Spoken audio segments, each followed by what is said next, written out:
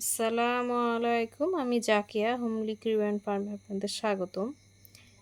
দেখুন এখানে আমরা একটা ফলের ঝুড়ি এবং ফল দেখতে পাচ্ছি। ফলের নরমালি বাংলাদেশে খুব বেশি দাম। এখানে কমলা দেখতে পাচ্ছি, ভিটামিন সির ভালো উৎস। চাইনিজ কমলা ছোট ছোট। আমার কাছে বড় কমলাগুলোর থেকে ছোট কমলাগুলো বেশি ভালো লাগে, দেখতেও খুব কিউট হয় এবং টেস্টও টক ঝাল ঝাল না, টক মিষ্টি।